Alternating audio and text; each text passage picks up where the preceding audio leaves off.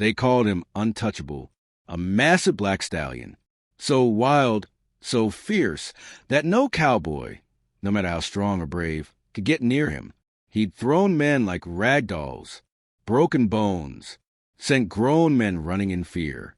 Ropes snapped on his back. Whips meant nothing to him.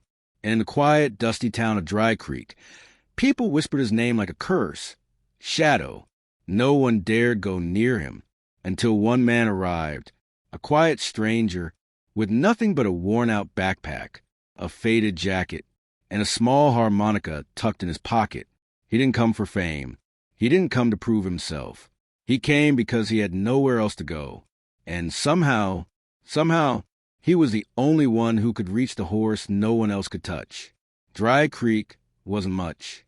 Just a patch of stubborn land between endless plains and red rock cliffs. A single main street. A grocery store with a peeling sign.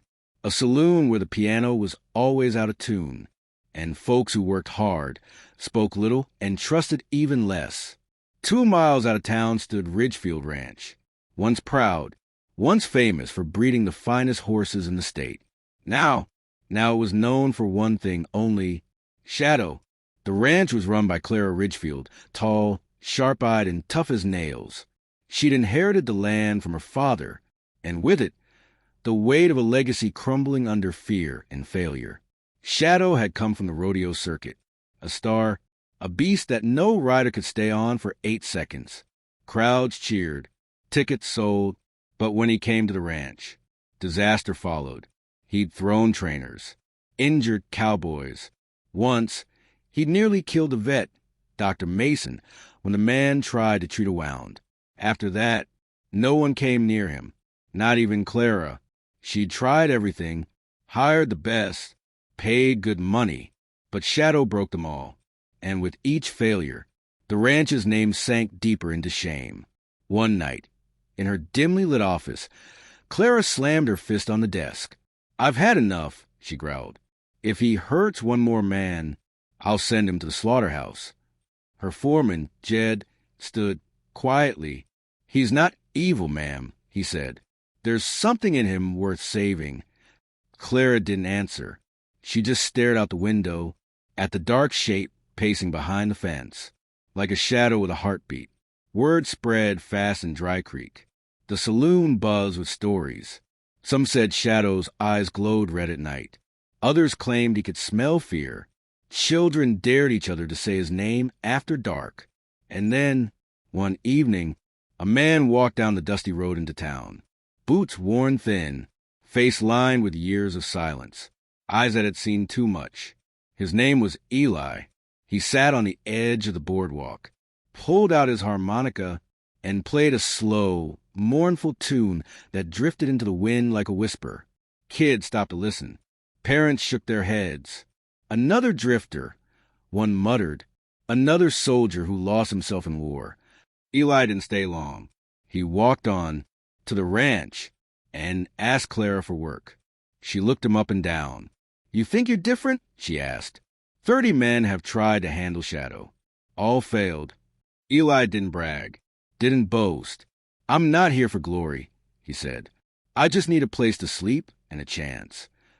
Clara hesitated, but something in his stillness, in the way he carried himself, made her nod. That night, the other ranch hands laughed. "Good luck, stranger," one sneered. "You'll be sharing a stall with the devil himself." Eli just nodded. "That'll do." He worked hard, fixed fences, carried water, never complained.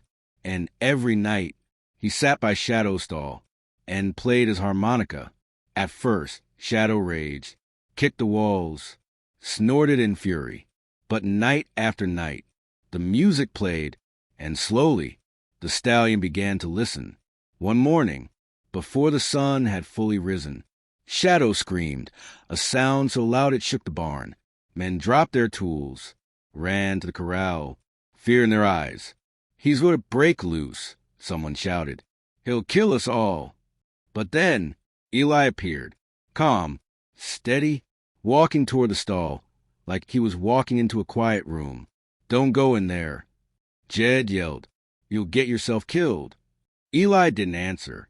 He opened the gate, stepped inside, and stood face to face with the beast.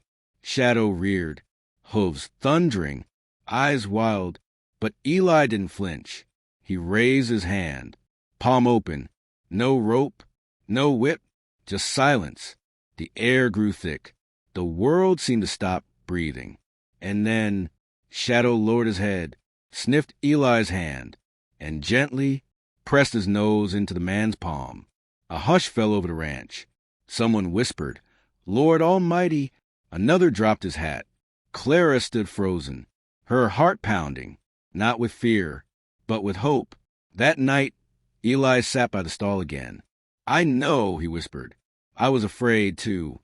And from that moment, everything changed. Eli didn't try to break Shadow.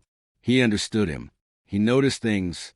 The horse would panic at the smell of whiskey, or when someone wore a leather jacket like the ones the rodeo men wore. Eli realized Shadow wasn't mad. He was haunted, beaten, abused, used for sport. His rage wasn't evil. It was memory. Dr. Mason dug into Shadow's past, found records, proof of cruelty, whippings, starvation, torment. He wasn't born a monster, Mason said. He was made one. Clara listened, and for the first time, she didn't see a beast. She saw a survivor. But not everyone believed. A young cowboy named Derek, once a rising star, had been thrown by Shadow in a rodeo. His shoulder never healed right. His pride was worse. When he heard a drifter had tamed the horse that ruined him, he was furious. He didn't tame him. Derek shouted in the saloon, "It's a trick, a lie. Let him prove it, in the arena where we can all see." The town divided. Some believed in the miracle. Others waited for blood. Clara feared the worst. "If Shadow hurts him in front of everyone," she told Eli, "the ranch is finished." Eli looked at her. "This isn't for me," he said. "It's for him. So no one ever calls him a monster again." The day of the test came. The arena filled. Reporters came. Bets were placed. Derek sat in the front row, jaw clenched. The gate opened. Shadow exploded into the arena, furious, powerful, a force of nature. And then Eli stepped in. No rope, no saddle, just his harmonica. He played a slow, gentle tune, the kind that speaks to broken hearts. Shadow paced, snorted, but his ears flicked forward. The music reached him like a hand in the dark. Eli stepped closer, held out his hand, and whispered, "Easy, boy." And then Shadow walked to him, lowered his head, and let Eli touch him. The crowd erupted. Men wept. Women clapped.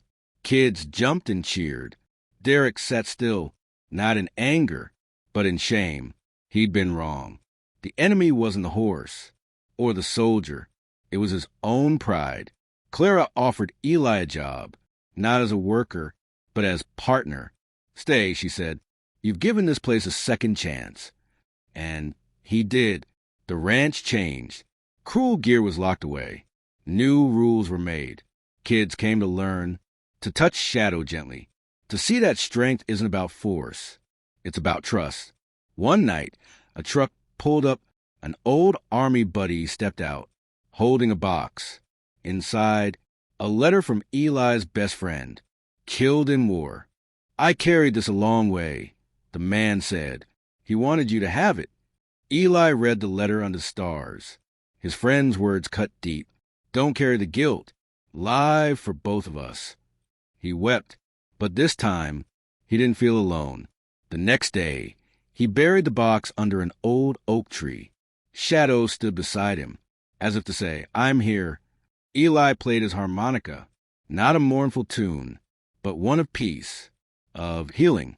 And as the sun set over Dry Creek, man and horse stood side by side, not as master and beast, but as survivors. The deepest wounds are not always seen, but the ones who carry them often understand pain better than anyone. And sometimes the most broken among us are the only ones strong enough to heal others. If the story moved you, if it reminded you that hope can rise from the ashes, please, like Share and subscribe. Leave a comment. Tell us your story. Because everyone has a shadow they're learning to face.